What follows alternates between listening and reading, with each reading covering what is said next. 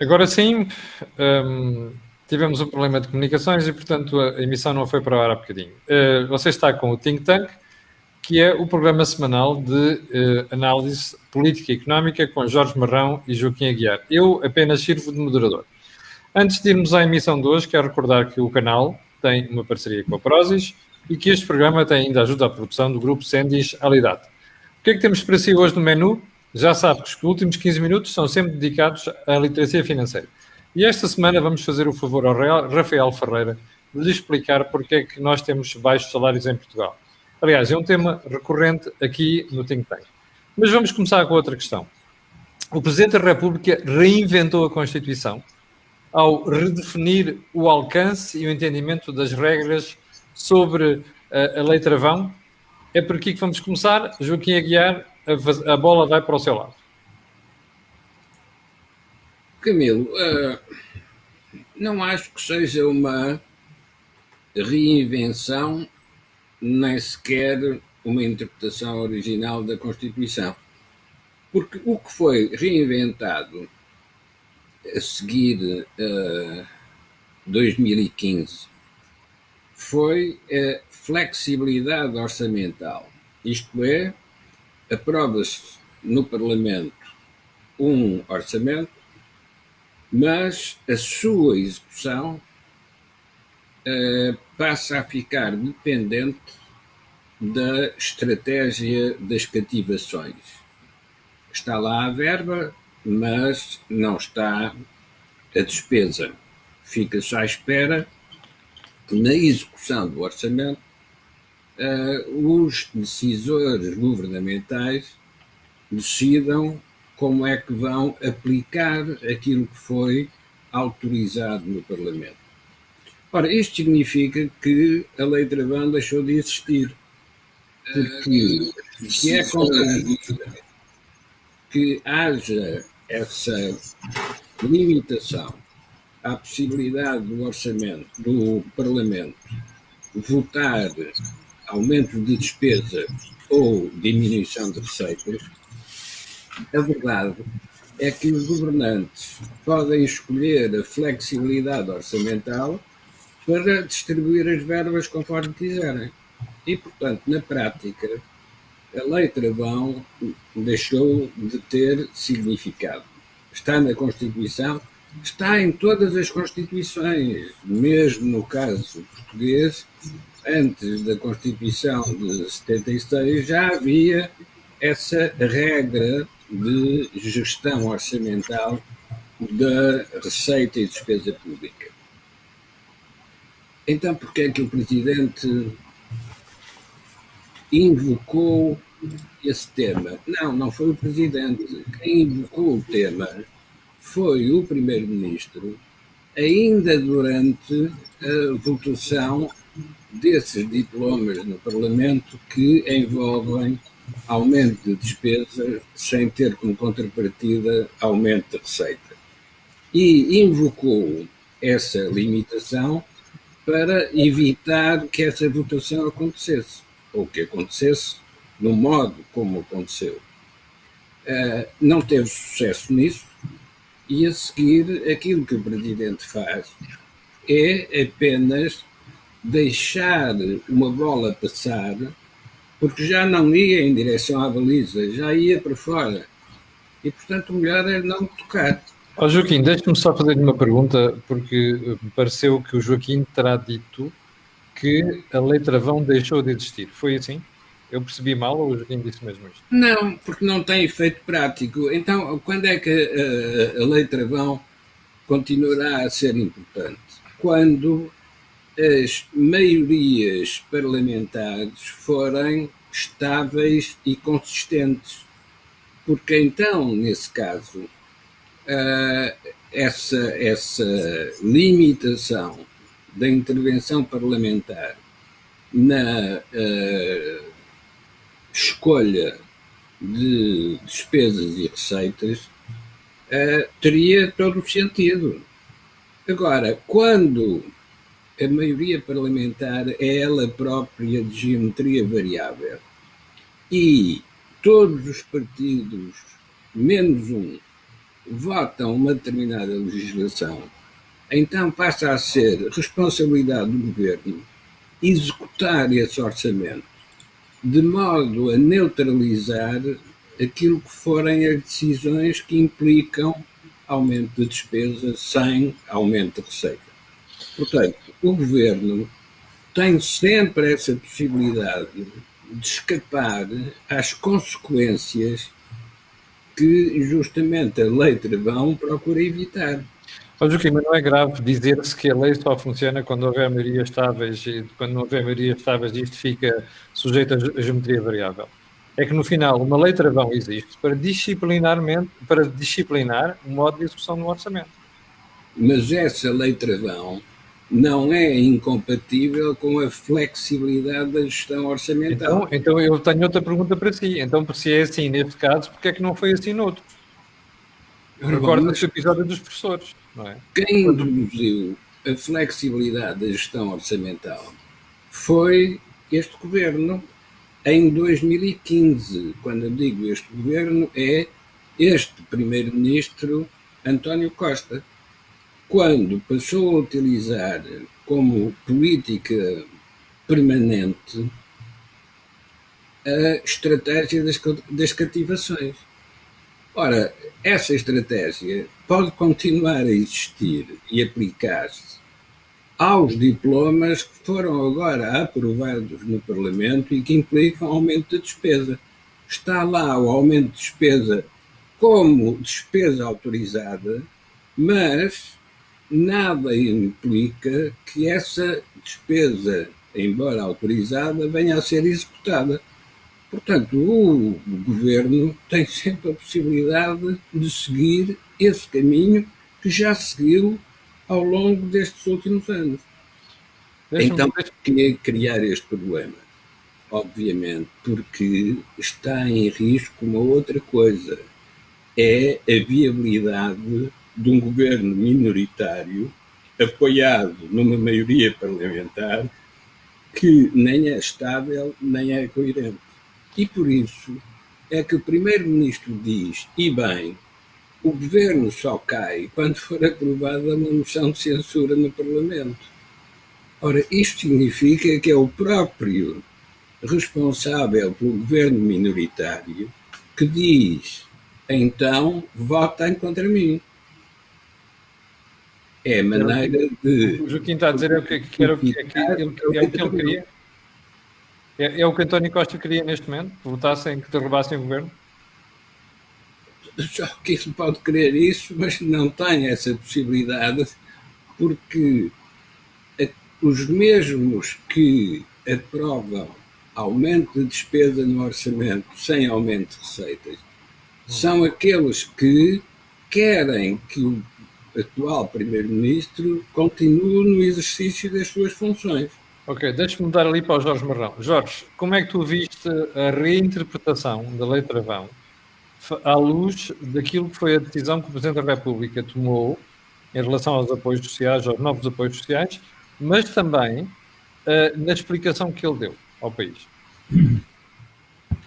Bom, eu julgo que a nota do Presidente da República é muito esclarecedora das motivações que o levaram a tomar esta decisão. Eu julgo que ele invoca 2 ou 3 aspectos que são relevantes para a nossa análise. O primeiro é a questão da incerteza e da imprevisibilidade orçamental que é referida na própria nota, em que o governo também não conseguiu ou ainda não fez, portanto, o seu decreto de execução orçamental, sabendo que a pandemia traz por si só um conjunto de incerteza e de imprevisibilidade. Por outro lado, o Presidente também faz, na sua nota, também refere que não vale a pena entrarmos em questões, em crises políticas resultantes desta sua decisão e apela a um bom senso para se chegar a um acordo relativamente a esta matéria. É natural que o Presidente tenha feito uma leitura muito mais política do que constitucional. Eu até diria que, se calhar, o o professor Marcelo Rebelo de Sousa tem uma ideia diferente do Presidente da República sobre a constitucionalidade do que fez, mas isso resulta do exercício do seu próprio cargo. Portanto, ele fez uma interpretação política da situação e entendeu que perante o problema da pandemia e perante a necessidade de que estes apoios sociais avançassem, quando a maioria do Parlamento entendeu que eles deveriam avançar, entendeu que devia dar continuidade a esse processo, obviamente pondo em risco as teses que o Governo, entretanto, defendeu. Por outro lado, há uma ideia que alguém me referia, que o Presidente parece que se é permitido quase tudo. O Presidente não é permitido ao Presidente? Ao próprio Presidente. Que, no fundo, ele faz a interpretação que entendeu que devia fazer. Jorge, por isso é que eu trouxe a questão aqui, porque a mim parece-me claramente que o Presidente da República fez uma exegese, não é criativa, é super criativa, de uma norma, de uma lei que foi votada pelo Parlamento. E a mim o que me parece, como cidadão, é que o Presidente da República desta vez adequou a sua decisão à popularidade, ou seja, ele tinha receio que os partidos de extrema-esquerda fossem fazer um charivari, imagina, em público, dizer assim, o Presidente da República calciona 4 mil milhões de euros para a TAP, calciona dinheiro para o novo banco, mas não calciona o dinheiro para os apoios sociais. Ou seja, dá uma sensação que há aqui uma explicação forçadamente jurídica para um tema que é político. Eu julgo que a nota, tive o cuidado de ler a nota toda que o Presidente da República fez. A nota não vai no sentido que a comunicação social está a tentar dar e está-se a criar, em que parece que o Presidente da República sabia de imediato que estava a fazer uma violação da constitucionalidade dos próprios diplomas. Não é nesse sentido. Aliás, até põe a tónica de algumas reservas. Eu acho que nós estamos perante um caso de natureza política e eu também queria dizer às pessoas que não sou um homem de leis, não sou jurista, não sou constitucionalista, estou a ler como cidadão. E como cidadão está muito claro o que o Presidente da República quis fazer. Quis fazer um aviso ao próprio Governo relativamente a uma matéria muito sensível, porque é uma matéria que a maioria dos representantes da nação decidiram que deveria ser dado esse apoio, e a norma travão, como diz, ou lei travão, como diz bem o Joaquim, foi desvirtuada a partir do momento em que se criou essa figura especial que são as cativações. Ora, as cativações são uma almofada de flexibilização que o orçamento, que o Governo usa para fazer a gestão orçamental, e a pergunta que o Presidente da República faz implícita na sua própria nota é: mas com tanta imprevisibilidade, com tanta certeza, não há possibilidade de acomodar estas verbas adicionais que até não são assim tão significativas?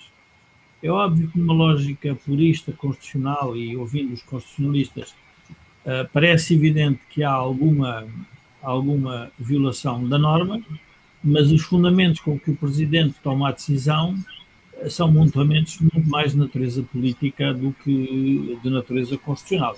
Por isso, Jorge, eu acho que, aliás, o artigo que escreveste no Negócios, julgo que reflete um pouco isso. E não tem a ver só com a questão da popularidade. Nós, obviamente, podemos ver qualquer ato presidencial, qualquer ato governativo, qualquer ato de um político como tentativa de captar a popularidade dos eleitorados. Temos sempre essa possibilidade, mas também temos de ter a possibilidade de alguém fazer uma interpretação de qual é a realidade política que quer levar por diante. Se é popularidade ou se é por eleitoralismo é um bocadinho indiferente, porque, na verdade, está no exercício do seu mandato. Aliás, mas isso eu percebo. Deixa-me colocar a questão. Isso eu percebo. O que eu não percebo é, quando tu dizes assim, está bem, quer dizer, é irrelevante porque ele está no exercício das suas funções, seguramente. Mas a questão não é essa. A questão é que se a moda pegar esta interpretação que o Presidente da República fez de uma lei travão, de uma lei aprovada pela Assembleia da República, isto tem de fazer escola. Ou seja, no futuro, Se a oposição aprovar qualquer alteração ao orçamento, mesmo contra aquilo que está previsto no próprio Orçamento de Estado, essa alteração tem de passar à luz deste critério do Presidente da República. É por isso que eu sugeri este tema hoje, é que eu acho que isto é muito mais profundo do que parece à primeira vista. Camilo, eu acho que, não sendo especialista na Constituição, os deputados, e uma percentagem não é muito significativa, podem sempre recorrer à constitucionalidade sucessiva de qualquer diploma. E, portanto, os partidos do governo, provavelmente os seus deputados, poderão fazê-lo se entenderem que o devem fazer. Portanto, não existe não existe esse caminho sem retorno. Parece que dá uma ideia que há um caminho sem retorno. Não há. Pode-se pedir a leitura da constitucionalidade desses próprios diplomas e, portanto, isso está na Constituição. Portanto, os deputados têm essa possibilidade. O que eu julgo que foi feito foi o Partido Socialista, que tinha usado uma argumentação na altura da votação da lei, quis continuar essa argumentação e o próprio Presidente da República não aceitou esse tipo de argumentação e deu voz à oposição. E aqui vem um tema de natureza política. Quando tu dizes a maioria parlamentar, cuidado, porque o governo não tem uma maioria parlamentar, como diz bem o Joaquim, estável e coerente. Não assinou nada e, portanto, as maiorias são as que se formarem naquele momento. É óbvio que para os puristas de esquerda, para os puristas de direita, o facto de a direita e a esquerda se juntarem para apontar o dedo ao governo é interpretado mal por uns ou por outros, mas nós também temos que olhar para a política de uma forma um bocadinho mais distante e mais tranquila. Foi uma leitura que fizeram da situação, que era a necessidade de apoios sociais para aquele conjunto de pessoas. Muito bem. Eu tenho dificuldade em entrar nesse purismo, até porque houve já tantos incidentes sobre a questão da constitucionalidade. Se eu me recordar do tempo da Troika, o que foi feito sobre fiscalização preventiva ou fiscalização sucessiva num conjunto de matérias que foram discutidas até a exaustão, eu julgo que nós temos que, com o devido respeito, minimizar esta querela. Temos que minimizá-la por duas ordens de razão, porque quer por seu montante, mas temos que estar alerta, porque o Presidente deu claramente um sinal do que é que estaria, para onde é que estava inclinada, no fundo, a sua bússola. Sim, antes de voltar ao Joaquim Aguiar, eu quero recordar que você está com o Think Tank e que no canal Acordo do Dinheiro, o canal tem uma parceria com o Prozis e este programa tem ajuda à produção do grupo Sendis Alidata, que faz software de gestão de empresas. Eu quero, antes de passar ao Joaquim, referenciar este comentário do Manuel António Silva, que já na semana passada fez alguns comentários, nem todos eles acertados, como é este que está aqui. Porque ele diz assim: não percebo porque consideram medidas populares más. Se são más, não deviam ser populares. Quem está mal é quem não é capaz de demonstrar que determinada medida é má, contrariamente ao que parece. A democracia é a preferência da maioria. Manuel, sem dúvida, a democracia é a preferência da maioria. Agora, o que você não pode esquecer é que muitas vezes as maiorias tomam decisões erradas, percebe? E o melhor exemplo que você tem disto foi o que sucedeu em 2010, não é? Quando os bancos portugueses ficaram sem financiamento internacional, toda a gente continua a achar que o governo estava a fazer muito bem. E o que você viu foi a democracia a funcionar, as maiorias a funcionar, e depois acabaram numa bancarrota. É conveniente, aliás, numa pré-bancarrota, é conveniente você não se esquecer disso. Joaquim Aguiar, voltando a si, e fazendo a pergunta que fiz ao Jorge, esta interpretação que o Presidente fez, a propósito da Lei Travão, é para se manter? Ou seja, nós, em momento posterior, com outras situações parecidas e eventualmente com verbas envolvidas diferentes, nós teremos de seguir esta decisão que foi agora anunciada pelo Sr. Presidente da República. Camila, antes de responder a essa pergunta, deixa-me voltar atrás à questão das medidas más e populares. Sim. É que não é essa a única dicotomia que interessa considerar. Porque é preciso ver se são medidas adequadas. Porque uma medida pode ser popular e não resolver nada. Ou uma medida pode ser má e, mesmo sendo má, contribuir para se encontrar uma solução. Ora, neste caso, as medidas de apoio social pura e simplesmente não estão adequadas àquilo que é a intensidade da crise. Aquilo que foi aprovado agora vai ter de ser novamente aprovado numa escala muito superior num futuro muito próximo. E ainda por cima, estamos a atuar sem sequer saber quando é que este tipo de crise entra em fase de resolução.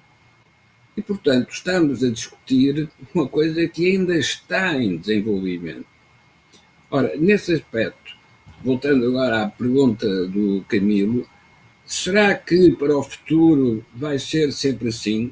Não, é que já do passado vem o esquema da flexibilidade orçamental que torna inútil o recurso à lei travão, porque há sempre o recurso à lei das cativações.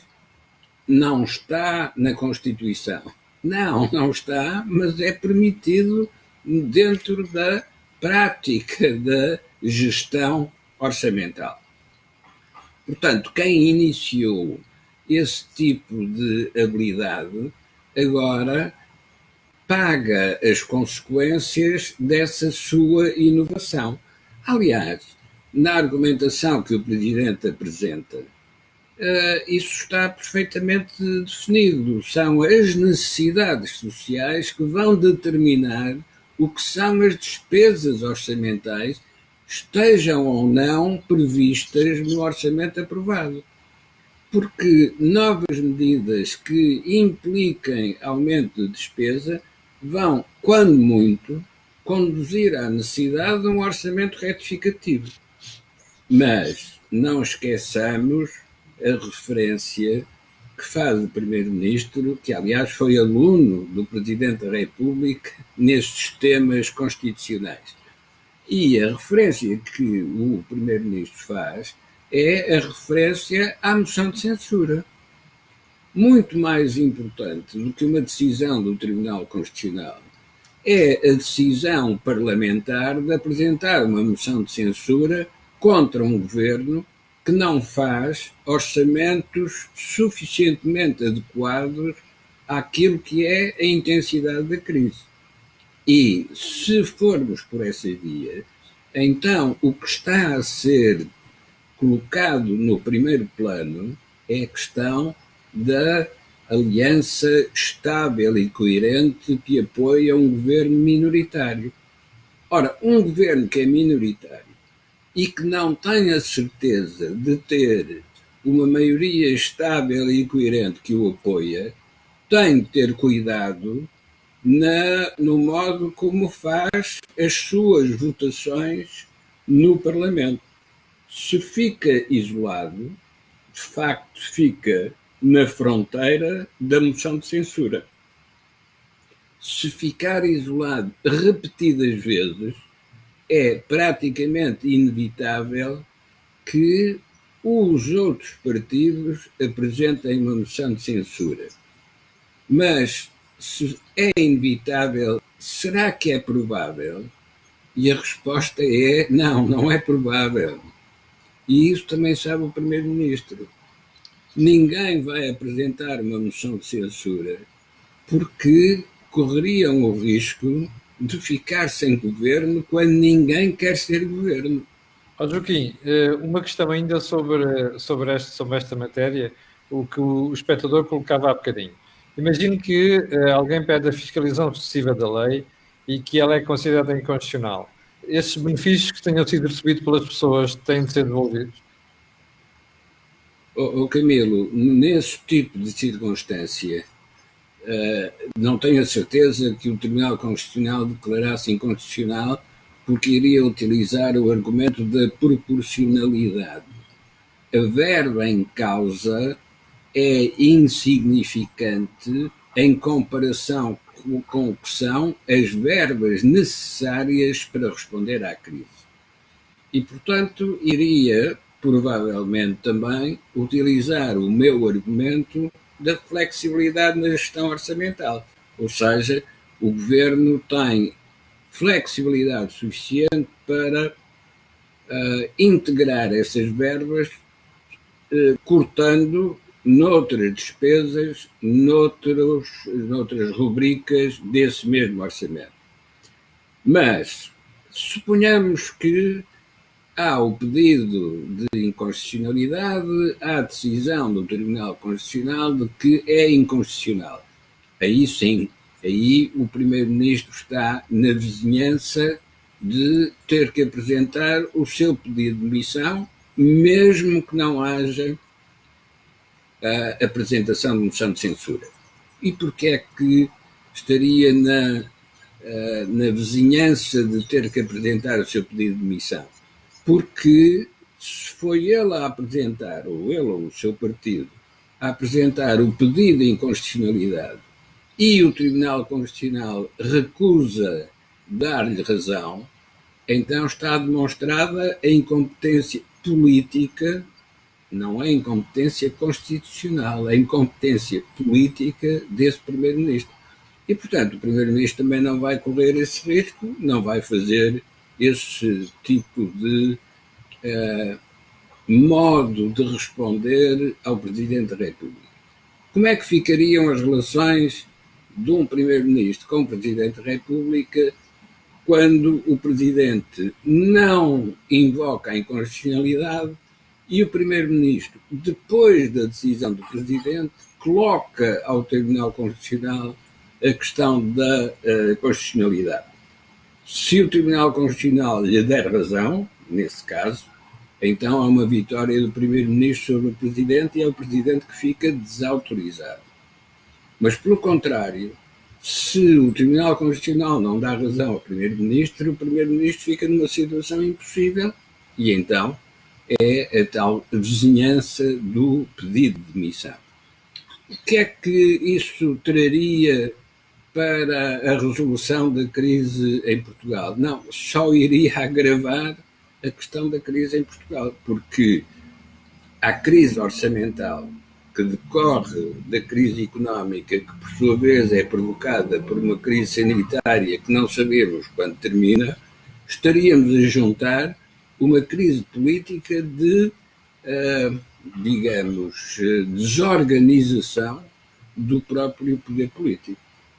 Camilo, iremos rapidamente esquecer este incidente e passar a discutir as coisas a sério que a crise coloca a Portugal. E, de facto, não é com estas medidas de apoio social que se pode responder à intensidade da crise que continua a acumular. Já lá vamos, Joaquim, já lá vamos a essa parte. Jorge, diz, ias fazer um comentário? Não, eu se me permitisse, é só ler o que o Presidente da República escreveu, que acho que o que os jornais estão a noticiar não revela na integralidade. Então vou ler de forma muito rápida. Os 3 diplomas em análise implicam potenciais aumentos de despesas ou redução do receita, mas de montantes não definidos à partida, até porque largamente dependentes de circunstâncias que só a evolução da pandemia permite concretizar. E, assim sendo, deixando aberta a incidência efetiva na execução do orçamento. O próprio Governo tem, prudentemente, enfrentado a incerteza do processo pandémico, quer adiando a aprovação do decreto de execução orçamental, quer flexibilizando a gestão deste, como aconteceu no ano 2020. O Presidente da República pode enviar ao Tribunal Constitucional para fiscalização preventiva, isto é, anterior à aprovação de diplomas, aqueles que lhe suscitem dúvidas sobre se respeitam a Constituição. Tem, porém, entendido, desde o primeiro mandato, e sobretudo durante a presente crise, só o dever fazer no caso de não ser de todo em todo possível uma interpretação dos diplomas que seja conforme à Constituição. Quando é possível essa interpretação conforme à Constituição, tem optado por promulgar, tornando claro que entende, no seu entender, os diplomas devem ser aplicados por forma a respeitarem a lei fundamental. E, portanto, o próprio Presidente sabe que está a entrar numa zona muito difusa. O que está a apelar é um bocadinho ao bom senso, quer relativamente aos diplomas, E a reação política é que nos deveria interessar aqui neste debate, porque a reação política é uma primeira alerta do próprio Primeiro-Ministro que diz que hesita sobre o que vai fazer, mas falou numa moção de censura. Ou seja, nós provavelmente vamos assistir a, a um confronto, diria, subtil entre o Presidente e o Governo em muitas matérias a partir de agora, dado que a pandemia e as consequências económicas que a pandemia trazem são significativas. Portanto, eu não punha... Portanto, para ti, isto é um início de uma fase conflituosa entre o Presidente e o Primeiro-Ministro. Não, é o início de uma fase de interpretação do que o país deve fazer para a frente para resolver os problemas da pandemia, da economia e da sociedade. E o Presidente da República vai querer ter voz nesta matéria. E eu julgo que isto é claro com esta própria... Vamos ver, esta nota que o Presidente faz sobre a sua decisão é muito clara sobre isso. Isto não tenho dúvidas rigorosamente nenhuma. Agora, obviamente, que os mais puristas e constitucionalistas vão dizer, aliás, penso que o constitucionalista Jorge Miranda já veio dizer que a maneira de se ultrapassar tinha sérias dúvidas, mas a maneira de se ultrapassar era um orçamento retificativo. Até porque vão haver mais orçamentos retificativos. Ora, o orçamento retificativo é o reconhecimento imediato que o Governo não fez a previsão de receitas e de despesas de acordo com a própria realidade da execução. E, portanto, o que o Presidente diz é, com tanta incerteza e que o Governo tem feito de forma prudente, porque é que iria, neste caso, tomar uma decisão diferente? Quando pode ter essa flexibilidade. No fundo, devolve a resolução do problema ao próprio Governo. E eu, enfim, pela interpretação que fiz das palavras do Primeiro-Ministro, é que o Primeiro-Ministro não vai alimentar muito mais esta... Sim, também não lhe interessa. Joaquim, nós estamos perante um primeiro conflito entre Presidente da República e Primeiro-Ministro, e conflito este pode ter repercussões nos próximos tempos. Não, Camilo, nós temos de esperar que haja um partido da oposição que se oponha ao partido do governo. Porque o Presidente da República só aparece no primeiro plano porque não há partido da oposição. Pois. E, portanto, digamos que o assunto passa diretamente para o Palácio de Belém quando devia estar no Palácio de São Bento. É esta ausência de partido da oposição que se torna mais complexa quando também não há partidos de apoio do governo. O único partido que apoia o governo é o partido minoritário, o Partido Socialista. Porque quando precisa de ter o apoio parlamentar para as suas decisões, não o encontra. Isto significa que, antes mesmo da crise pandémica, já havia uma crise latente no sistema político, porque a maioria de apoio ao governo não existia, mas também não existia um partido de oposição que fosse contraponto do governo, ou pelo menos que fosse alternativa potencial a este governo. E é por isso que a invocação da moção de censura não serve para nada. Porque mesmo que a moção de censura falhasse, então ficávamos na mesma situação em que estamos hoje. Mas se a moção de censura fosse vitoriosa e o governo tivesse que cair, não há governo alternativo. E, portanto, isto é uma peça de teatro que entretém os espectadores, mas que nos faz esquecer que o que é realmente importante é o que acontece nos bastidores, aquilo que está para lá do palco. E é para aí que temos de olhar, porque neste momento torna-se visível que o único comando político que existe em Portugal é o que vem de fora, isto é o que vem da União Europeia e que tem reflexos internos. Sim. Porque esse tipo de ajuda externa nós, neste momento, estávamos completamente paralisados, sem recursos e sem política. Joaquim, outro assunto que eu gostava de trazer à colação hoje tem a ver com aquilo que é normalmente o que é permitido à extrema-esquerda e o que nunca é permitido à direita.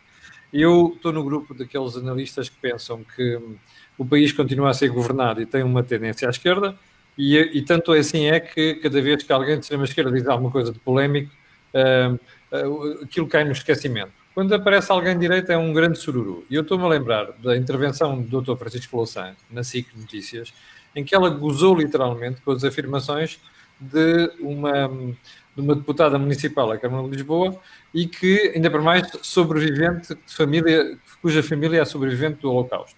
Tem a ver com a história do Holodomor.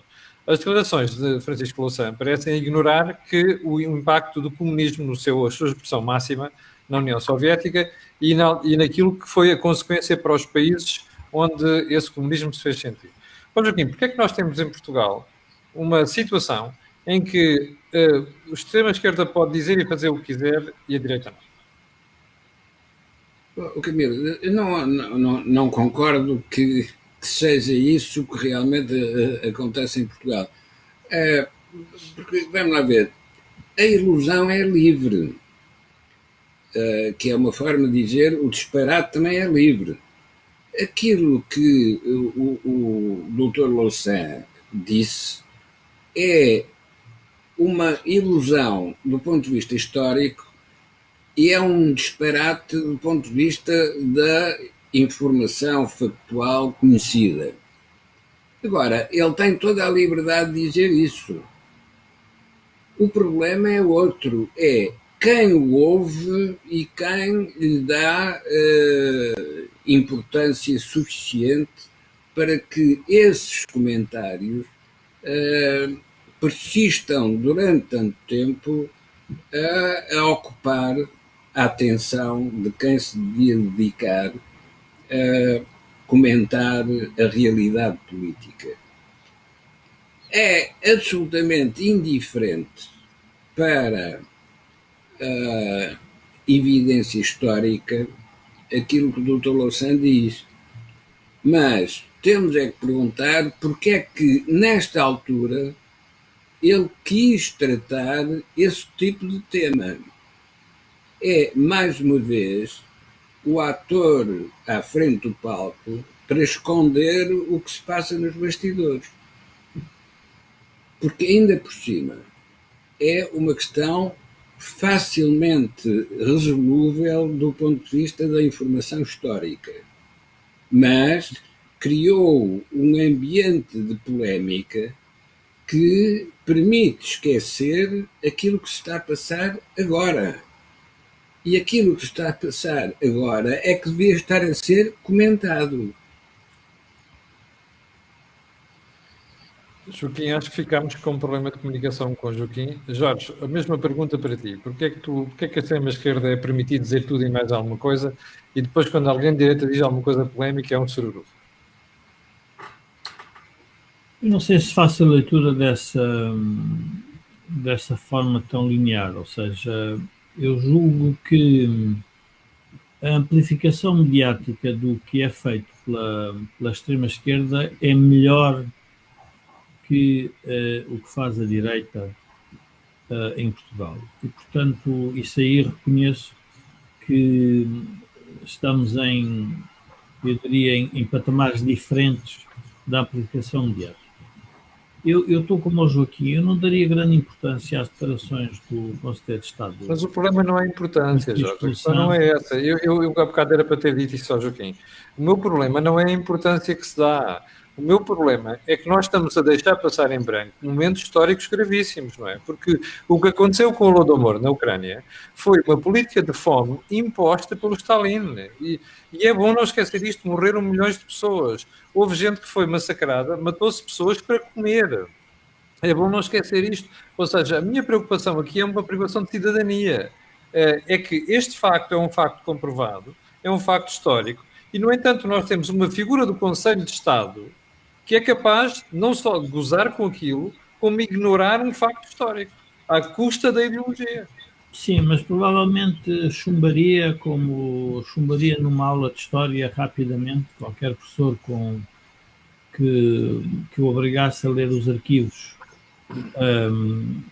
do governo de Stalin ou os arquivos dos governos leninistas, rapidamente iria perceber que o que foi dito não tem sentido nenhum.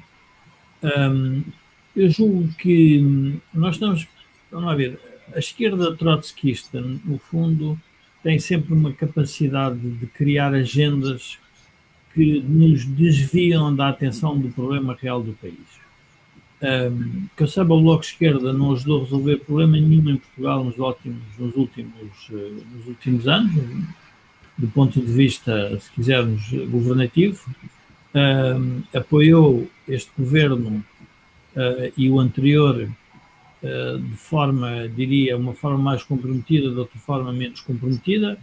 É uma característica, eu diria, revolucionária, ou se quisermos, anti-institucionalista, relativamente a um conjunto de instituições da democracia portuguesa, da democracia mundial, e, portanto, o tempo que nós deveríamos dedicar é o tempo que provavelmente, eu diria, proporcional aos deputados que têm no Parlamento e que pode vir a ter no futuro, que não será muito brilhante para o Bloco de Esquerda, como as últimas eleições e as sondagens têm vindo a demonstrar. E, portanto, eu nem me daria ao trabalho a não ser que tu insistas, daria ao trabalho de continuar a comentar as Não, era só um apontamento, não faço questão de insistir, mas era só para deixar ficar este ponto. Já agora o Rafael Fonseca que escreveu aí há bocadinho, porque a ditadura foi direita. Rafael, eu não sei se está a falar da ditadura na União Soviética e na Ucrânia. Bom, só se você também não estudou história, mas enfim, tudo é possível. Bem, eu não vejo aqui hoje o Rafael Ferreira. O Rafael Ferreira, como sabem, é aquela pessoa de extrema esquerda que costuma vir aqui sistematicamente mandar umas bocas, e eu acho que ele insiste a não perceber. Na semana passada mandou aqui uma boquinha sobre sim, realmente os salários em Portugal são muito elevados, que é para estarem a cortar benefícios e por aí adiante. Eu expliquei, como nós estávamos no final do programa e já não tínhamos mais tempo, eu expliquei ao Rafael que ele não devia perder este programa, porque nos 15 minutos finais de cada programa nós temos uma parte dedicada à literacia financeira. E, curiosamente, é uma parte que está a suscitar grande interesse por parte de quem nos vê. E já agora, aproveito para agradecer a quem nos vê nas variedíssimas partes do mundo. E têm feito questão de vir aqui dizer onde é que estão a ver. Há pessoas, inclusive, a ver nas Caraíbas, que queremos agradecer. Mas, enfim, voltando à questão. Para os 15 minutos de hoje, eu guardei a questão de porque é que nós temos os tais salários baixos de que se queixa o Rafael Ferreira, que é uma coisa que todos nós admitimos, tanto gente de esquerda como gente de direita. E, portanto, eu vou começar por pedir ao Jorge para explicar porque é que nós temos salários baixos que muito incomodam o Rafael Ferreira. O Rafael incomoda os salários baixos, mas não se incomoda com aquilo que provoca os salários baixos. Jorge. Camilo, a questão dos salários é uma questão que obviamente é crucial em qualquer economia, porque o grande objetivo de um sistema económico é a criação de riqueza, e isso significa basicamente as pessoas terem mais rendimento para terem mais qualidade de vida. Portanto, isso é essencial a qualquer economia. Todos os economistas estudam o tema dos salários e, portanto, o tema de funcionamento da economia. Eu talvez com exemplos concretos as pessoas possam perceber. Há uma pergunta que se faz em economia que ajuda a entender parte do problema. O que é que um condutor de um autocarro na Nigéria trabalha 8 horas, exatamente as mesmas 8 horas, de um condutor que trabalha as mesmas 8 horas em Portugal, ganha muito menos do condutor português? Ou, se quisermos, um condutor de um autocarro na Dinamarca, quando são exatamente as mesmas 8 horas, e vamos admitir que os três até têm o mesmo nível de educação, o mesmo nível de competência e têm as mesmas capacidades. Isso tem a ver com uma coisa muito simples, tem a ver com a capacidade geral da economia, ou seja, quanto é que a economia produziu. Nós às vezes esquecemos coisas muito simples. Uma economia mais rica é uma economia que produz mais bens e serviços por unidade, ou seja, fator de hora trabalhada. Hora trabalhada. e produz é produção real, não é só uma questão de preço, é produção real. Se me perguntarem se nós se fôssemos os três agricultores, eu, o Joaquim e o Camilo, a pergunta era: nós faríamos o país mais rico se cada um produzisse mais melancias, mais melões e mais pêssegos. Portanto, no fundo, como é que comparávamos com outro país? Comparávamos com os três que estão ali ao lado em Espanha e perguntam: vocês três quanto é que produzem? E na prática nós produzíamos muito mais do que eles e, portanto, nós éramos mais ricos do que eles e tínhamos melhores salários. O que é que quer dizer melhores salários? É trocamos mais bens e serviços. Portanto, isto para tentar explicar de forma muito geral que os salários estão indexados à produção real de bens e serviços. É bom acrescentar isso, Jorge. Produção real. Real de bens e serviços. Depois vem o problema da moeda, mas que não vamos ainda complicar. E depois a outra pergunta que devíamos tentar responder é possível um governo fixar os salários todos de uma economia? Não é possível. O governo pode fixar os salários de alguns setores da economia, mas fixar os salários todos de uma economia não é possível porque os salários traduzem a real produção dessa própria economia. E, portanto, diria que, de uma forma muito simples, o governo pode fixar os salários da função pública porque nós pagamos impostos, mas vai ter dificuldade em fixar os salários, por exemplo, da restauração ou dos médicos, se quisermos, do setor privado, porque esses dependem de uma coisa muito simples, dependem daquilo que são o que nós chamamos a procura derivada, ou seja, depende do que é que as pessoas querem comprar. Quando os trabalhadores decidem comprar menos de um produto, estão implicitamente a criar um problema aos trabalhadores que fazem essas produções. Por exemplo, é fácil nós percebermos, bom, haver professores quando não há alunos e pagar salários, alguém tem que estar a pagar a essa pessoa. Já não é a mesma coisa com o restaurante, porque com o restaurante nós percebemos que ninguém vai pagar os salários nos restaurantes quando não há clientes. Esta crise demonstra isso. A impossibilidade que os patrões têm de pagar porque não há consumo. Portanto, ninguém está interessado em comprar, ou foram proibidos de comprar, neste caso pelo governo, por boas razões, obviamente, mas foram proibidos de o fazer. E, portanto, a questão do salário é muito importante que as pessoas percebam que tem a ver com uma coisa muito simples em economia, que é a lei da oferta e da procura de trabalho. E a pergunta que as pessoas de economia fazem é: mas o que é que faz com que se procure mais trabalho ou faça-se mais oferta de trabalho? E muitas das vezes isso tem a ver com o nosso comportamento como consumidores. Nós somos, no fundo, um produto, a sociedade é um produto das suas próprias decisões de consumo. Quando decidimos gastar mais em cinema, ou mais em televisão, ou menos em rádio, ou menos em livros, ou menos no que for, estamos implicitamente a criar um modelo de salários nesses setores como um todo. Portanto, e depois há uma outra questão que eu acho que também gostaria para tentar explicar às pessoas, que é muito importante perceberem. Até onde é que vão os empresários a pagar os salários? Qualquer bom empresário vai sempre admitir trabalhadores e aumentar salários, desde que, cada vez que contrata uma pessoa e lhe paga mais salários, ainda tenha uma receita adicional. Ele só para no exato momento em que já não tem receita adicional. Portanto, aquela ideia que a esquerda muitas vezes põe é os empresários não pagam os salários devidos.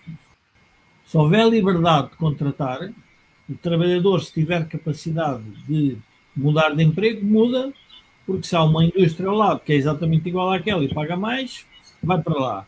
Mas a pergunta é: ele recruta pessoas até quando? Recruta pessoas desde que o que essa pessoa é paga, no fundo, tem uma contrapartida na receita da própria empresa. Toda a gente percebe isso. Agora, é óbvio que quando isto é obviamente um modelo muito livre de economia de mercado, em que a oferta de emprego e a procura de emprego é muito flexível.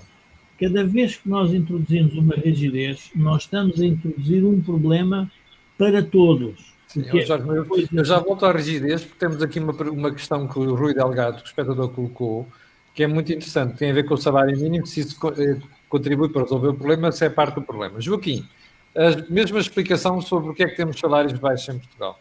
Vamos esclarecer o Rafael Freire?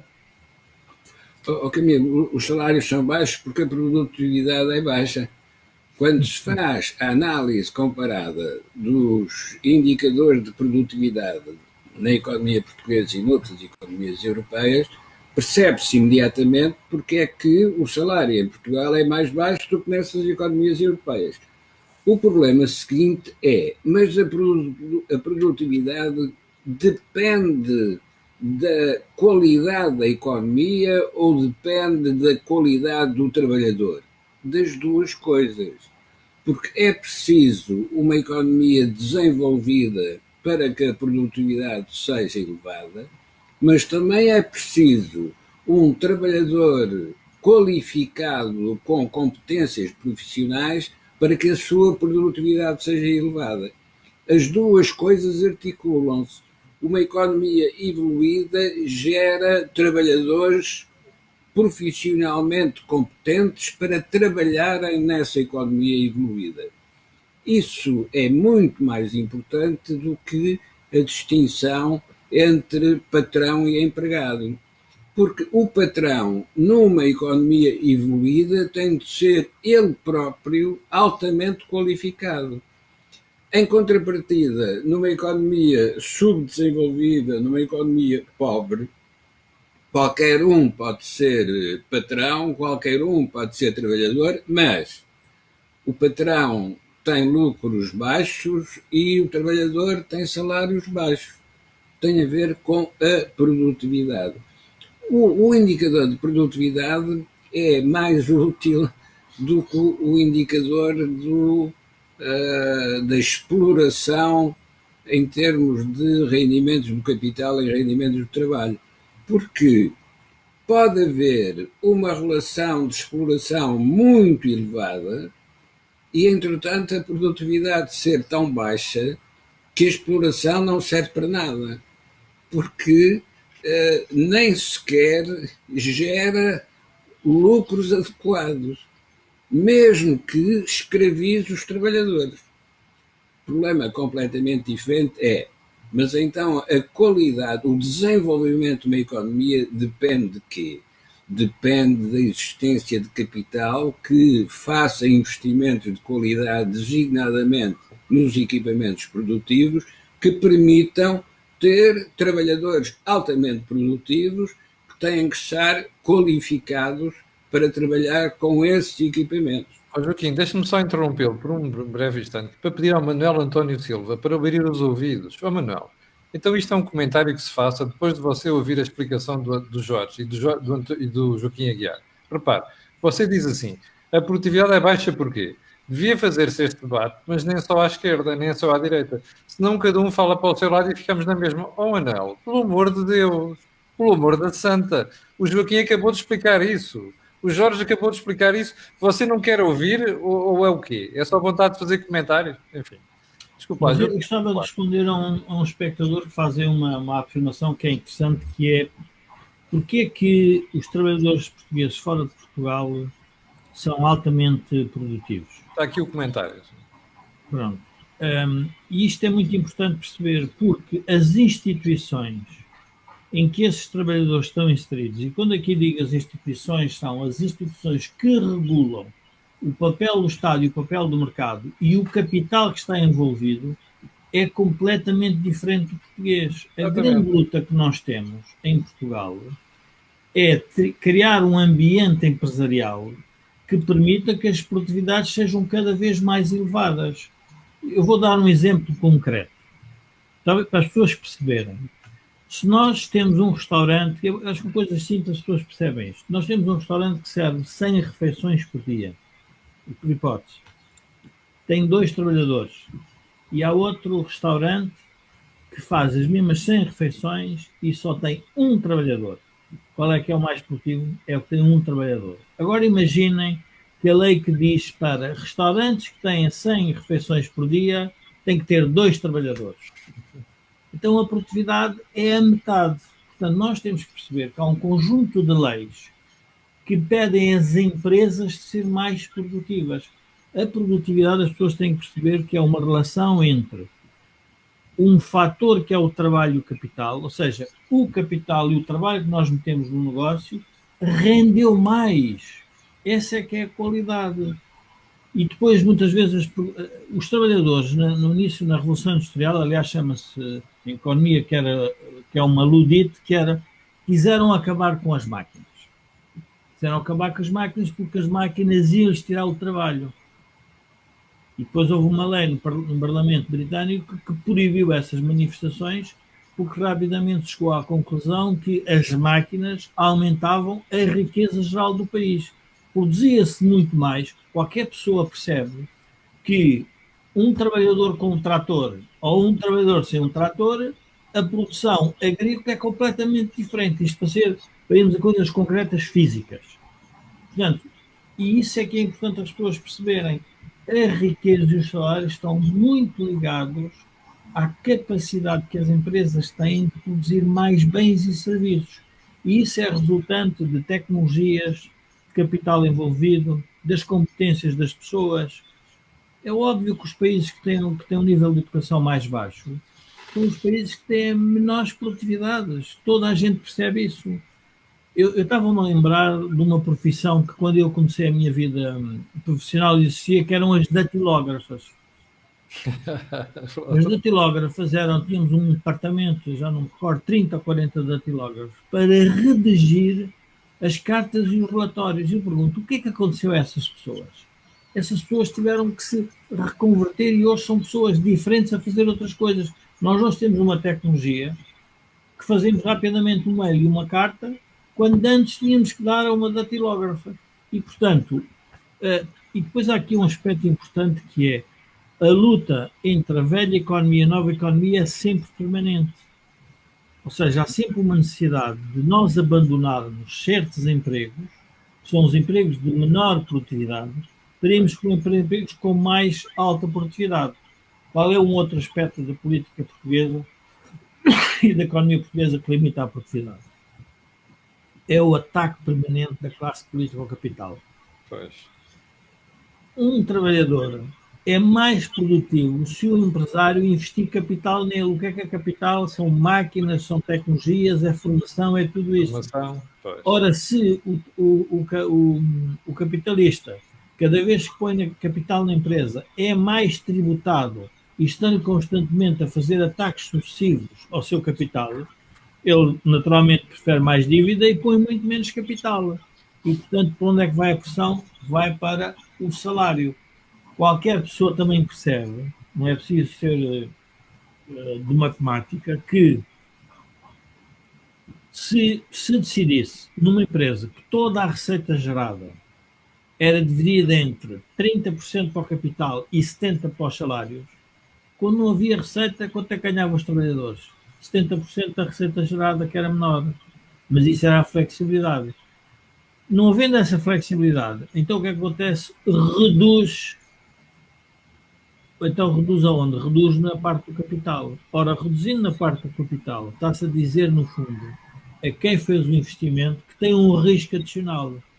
E, portanto, o que é que ele faz? O que ele faz é que protege-se e não paga mais salários para se proteger desse risco. Então, nós temos que perceber que todos nós, como pessoas, consumidores, trabalhadores ou aforradores, tomamos decisões baseadas no nosso modelo de incentivos. E, portanto, muitas vezes o que as pessoas não querem perceber, porque a parte interessante deste debate é que até hoje nenhum político veio dizer porque é que não tem coragem de pôr o salário mínimo português igual ao salário mínimo no país do Luxemburgo, pois. Porquê é que não põem? Já que querem dar tanto, porquê é que não põem? Porque sabem que isso seria uma tributação de todos os setores que têm salários mais elevados. e, portanto, iriam transferir esse dinheiro para aqueles setores onde não há produtividade para pagar os salários que nós decidimos. E, portanto, sabem que têm que andar nessas migalhas, que é o aumento de X euros, que obviamente, eu digo migalhas, mas para as pessoas são muito relevantes, porque o salário é baixo, e, portanto, para as pessoas é muito relevante. Agora, temos é que, como sociedade, querer ter salários mais elevados, e por isso temos que respeitar 2 ou 3 variáveis, é o capital e perceber que temos que investir na nossa formação e na nossa educação. Não há grandes alternativas e, obviamente, na tecnologia. É só por aí, o caminho é duro. Bom, nós chegamos, já estamos com mais de 1 hora, temos mesmo de terminar o programa, mas eu não resisto a responder ali ao Rui Filipe Ferreira. Ele há bocado dizia assim, é possível ter mesmo moeda para economias diferentes? Claro que é. Portugal tem uma produtividade diferente da Alemanha e da França, não é? E o que é que acontece? Os nossos salários são mais baixos do que lá. Da mesma forma como você tem salários diferentes entre Lisboa e Trás-os-Montes, percebe? Ou Lisboa e Castelo Branco. Portanto, a questão é sempre a produtividade. É claro que é possível fazer isto. Agora, imagine você que em Trás-os-Montes ou em Castelo Branco você aumenta artificialmente os salários. O que é que acontece? Desemprego, percebe? Portanto, para nós evitarmos isto, temos de ser mais produtivos e aqueles 2 senhores já explicaram isso muitíssimo bem. Eu quero agradecer ao Jorge e ao Joaquim. Vou pedir aos espectadores para escreverem nos comentários qual é o tema que querem ver na literacia financeira nos 15 minutos finais do programa da próxima semana. Eu vou propor um, que é a inflação, porque nós estamos a ouvir cada vez mais que as análises que apontam para um regresso da inflação nos próximos tempos. Vamos tentar perceber porque é que a inflação é um problema. Mas se você não estiver de acordo e quiser tratar de outro tema, olha, faça sugestões aqui nos comentários que eu, o Jorge e o Joaquim, na próxima semana trataremos disso.